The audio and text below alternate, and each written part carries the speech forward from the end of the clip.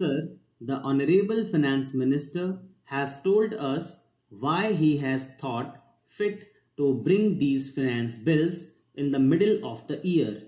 The plan contemplated a tax of about rupees 400 crores, and now that the Finance Minister does not want to take recourse to deficit financing, naturally the tax has got to be increased, and it now comes to about rupees 1300 crores.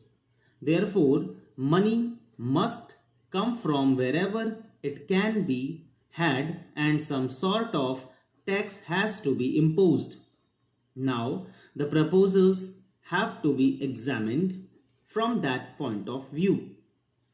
Some people have acclaimed the proposals as very necessary and well considered, while others have found ground for criticizing them.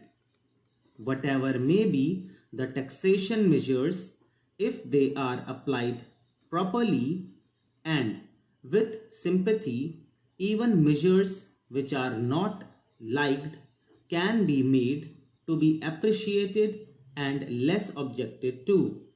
I have no doubt, as the finance minister himself said, that he will see that the measures are sympathetically administered, and if that is done, most of the objections that might be and have been put forward to the proposals would be removed.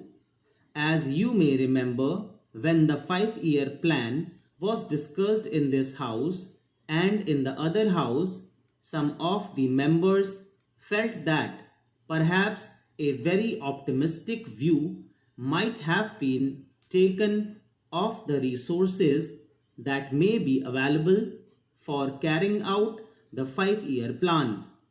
Even now, people feel that the plan has got to be implemented, and a lot depends on the implementation of the plan. But the question is, have we taken note correctly of the resources that are available, and have we not overestimated and taken rather an optimistic view? But implementation of the plan will not be very much affected if instead of 5 years, a few more months are taken to implement it.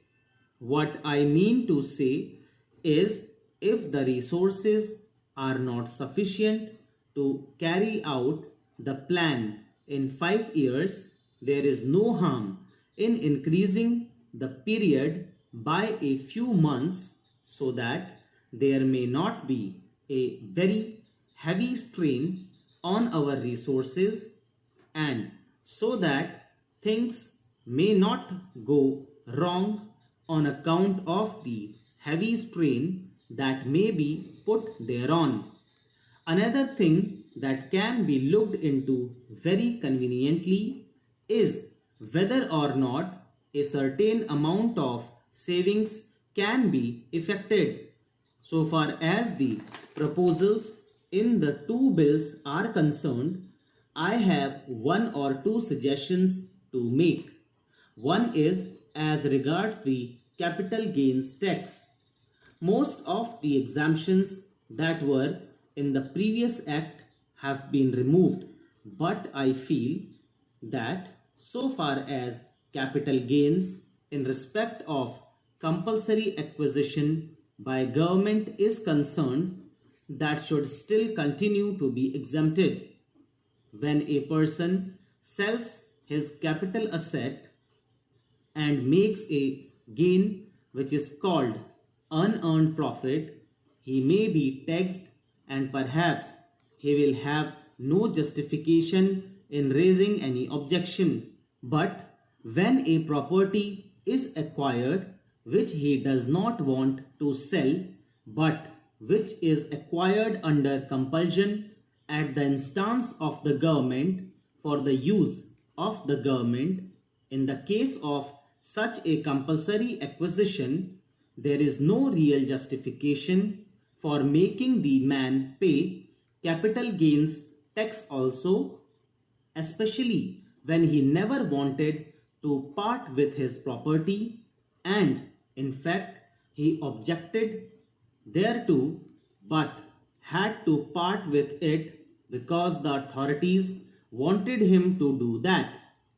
That is one small suggestion so far as capital gains tax is concerned, and I think in a case where compulsory acquisition takes place, it is for the government to consider whether or not they will think of giving relief to the unfortunate person who may have to part with his property in spite of himself.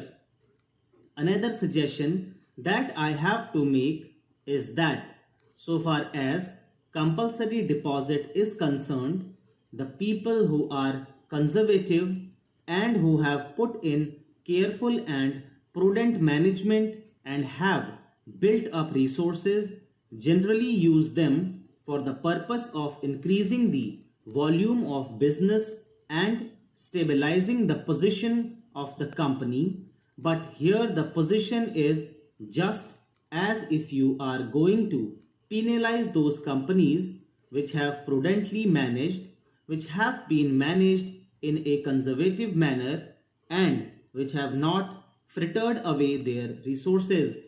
Some consideration should be shown to such companies that have built up resources and have utilized them in expanding their business so that they may not be called upon to put in these compulsory deposits. Otherwise, wasteful expenditure will be encouraged, and the management, which have not been taking proper care for conserving their resources, will get a premium. Then my friend said that equity shares had increased in value to the extent of 150 times depending on the number of years. Here, the dividend that is going to be taxed is on the basis of the paid up capital, which does not take into account the reserves built up over a number of years. Stop. दोस्तों, इसी के साथ आज की तीनों